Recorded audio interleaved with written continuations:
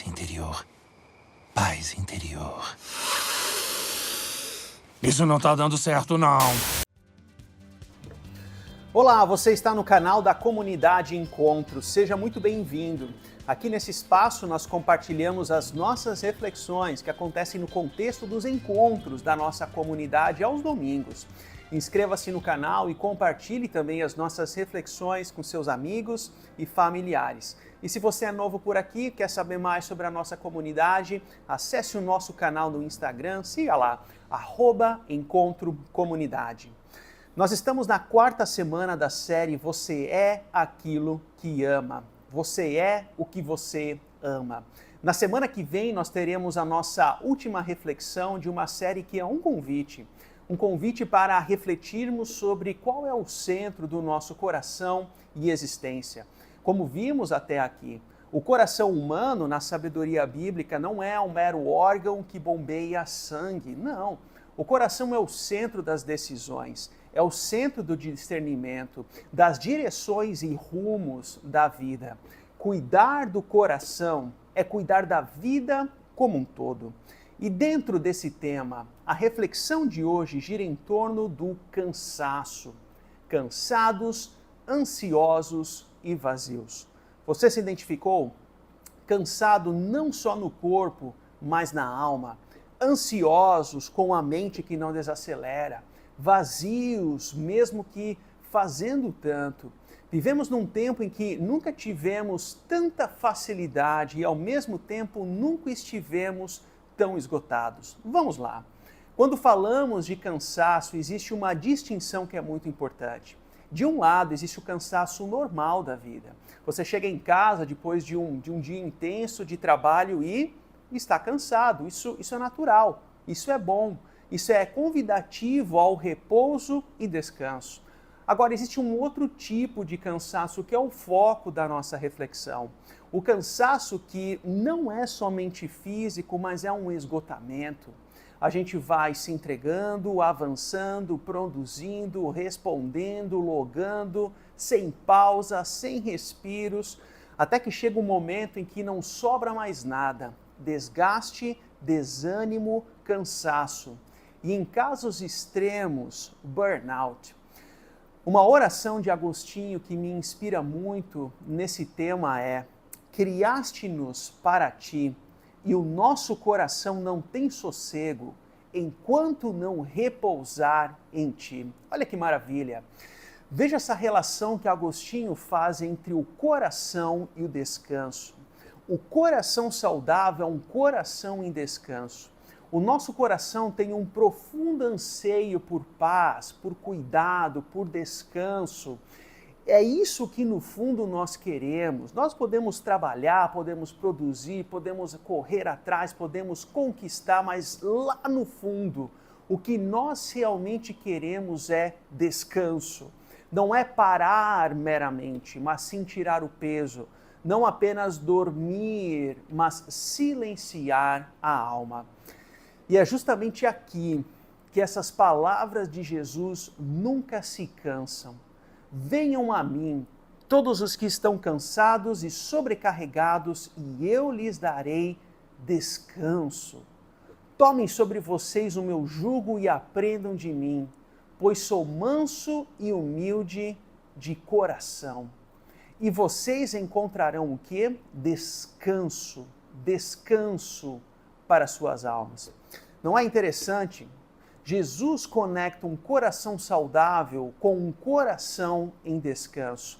Ele não diz, eu vou tirar o teu peso. O que ele diz é, aprendam de mim, aprendam do meu coração. Ou seja, isso envolve transformação. É um novo começo para o coração.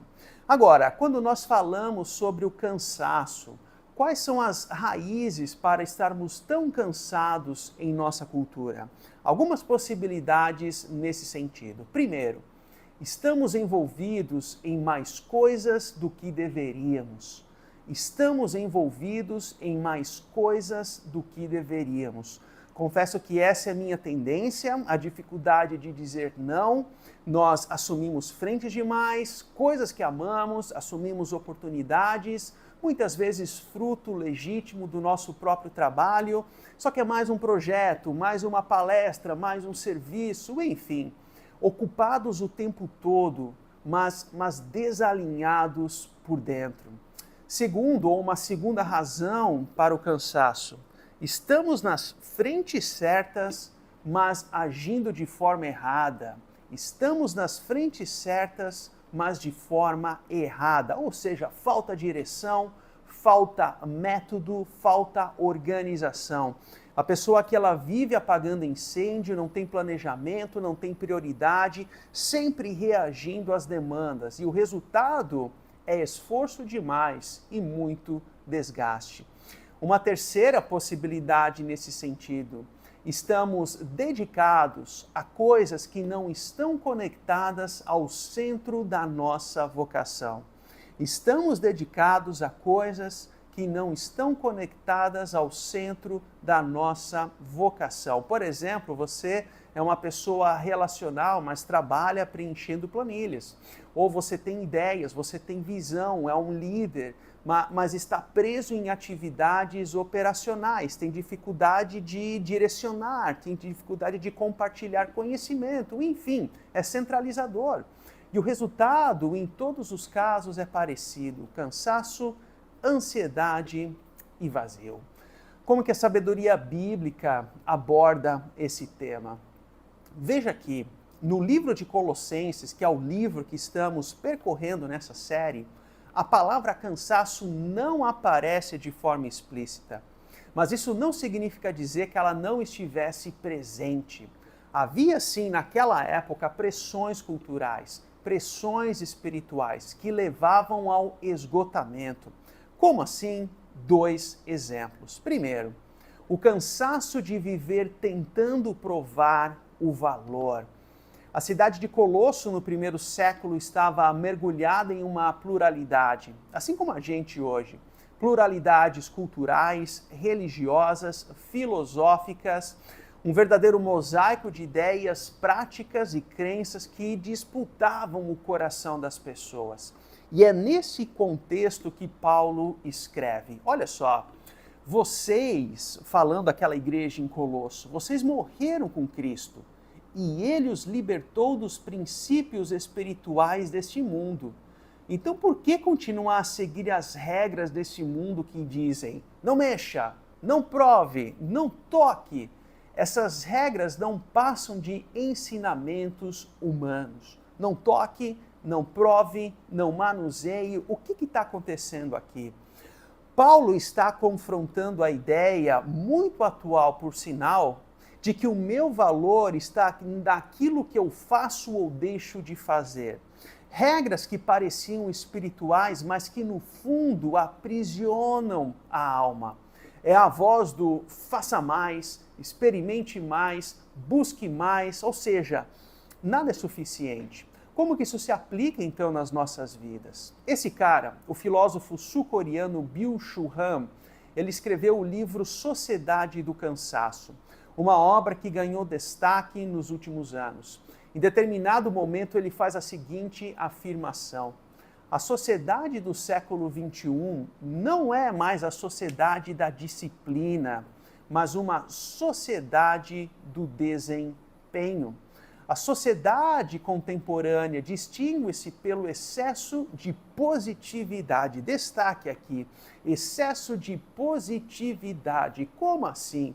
O que ele está querendo dizer com tudo isso? Havia uma época em que a pressão ela era unicamente externa. Pressão do chefe, do patrão, do faturamento, das metas, dos clientes, enfim. Mas hoje, essa linguagem da positividade quer dizer que a pressão ela também é de dentro. Por exemplo, essa indústria do vestibular e cursinhos no Brasil forma uma geração de jovens cansados e exaustos. É uma pressão interna.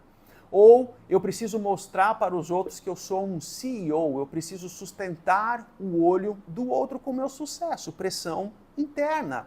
O meu colega de faculdade já alcançou coisas na vida que eu não tive. A vida está passando, pressão interna. Enfim, é um cansaço gerado por tentar provar valor.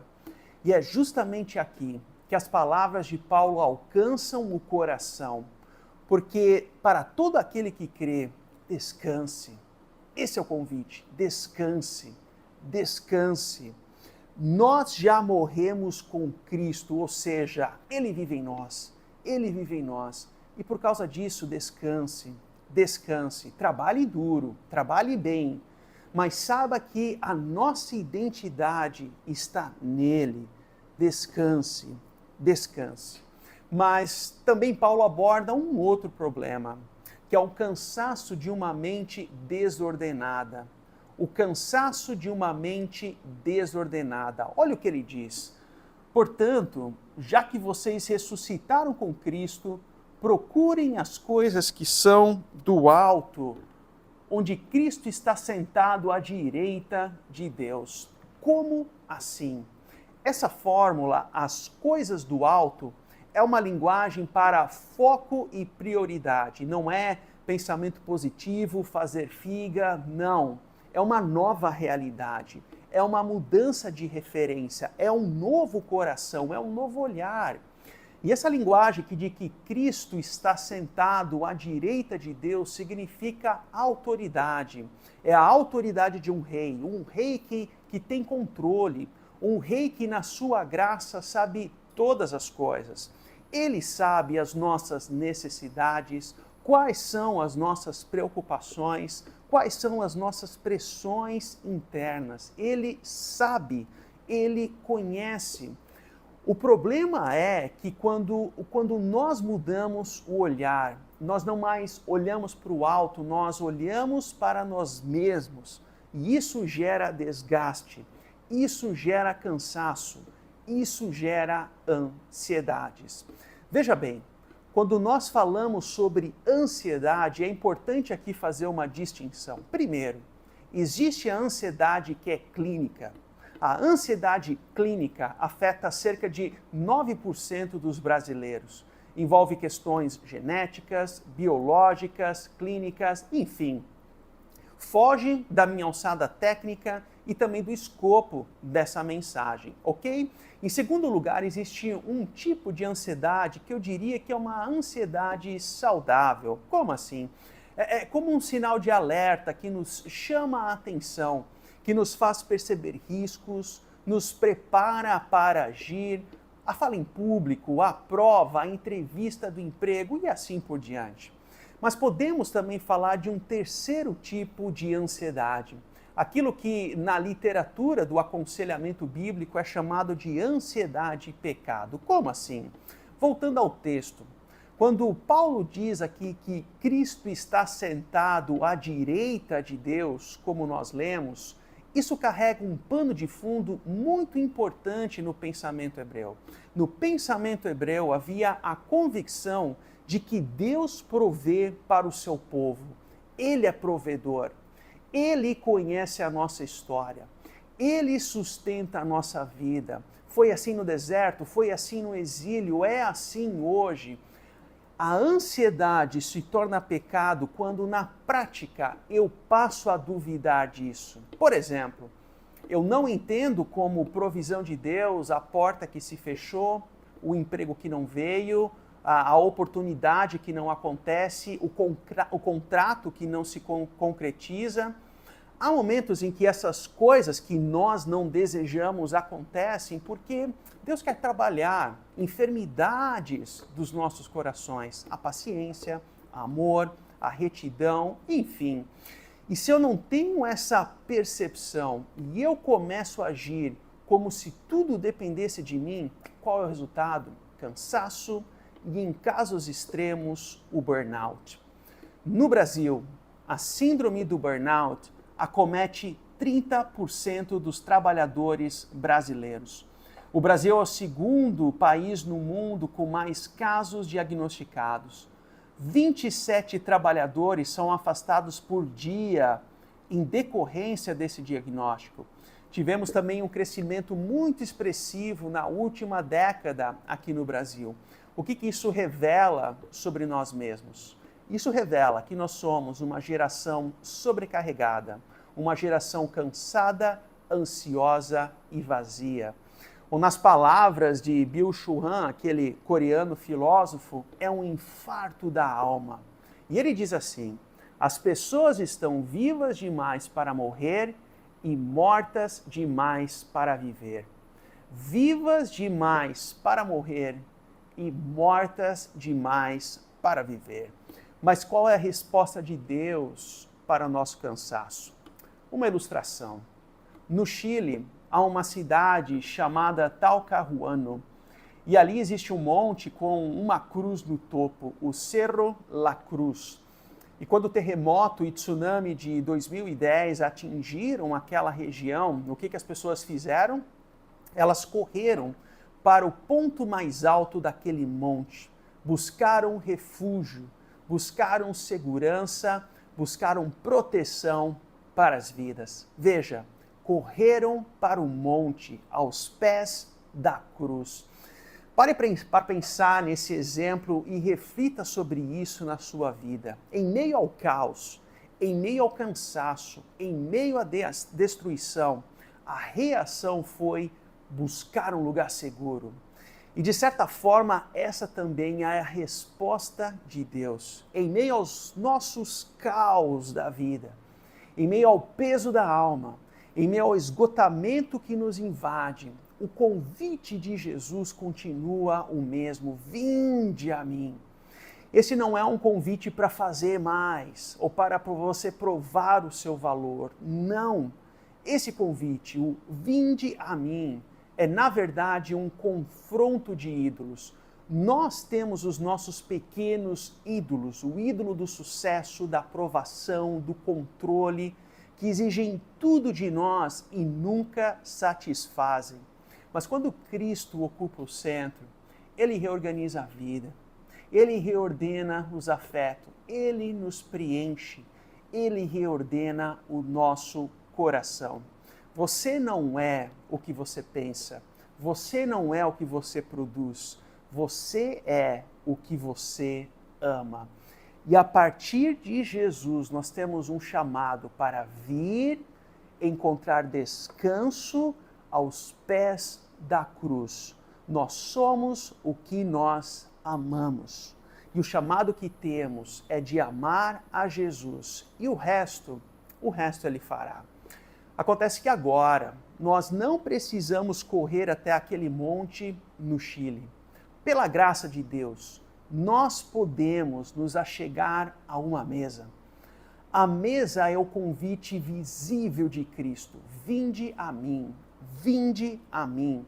Aqui nós, nessa mesa, não trazemos desempenhos, não trazemos mérito, trazemos o cansaço, o peso, as nossas desordens e encontramos no pão e no cálice a lembrança viva de que a cruz e a ressurreição são suficientes, é suficiente. E agora Ele nos convida nessa mesa, na sua palavra, no seu amor, na sua graça, a descansar, a participar, a receber. Venha à mesa, confie, descanse. E que a graça e o amor de Jesus Cristo esteja presente na minha vida e na sua vida. Até semana que vem.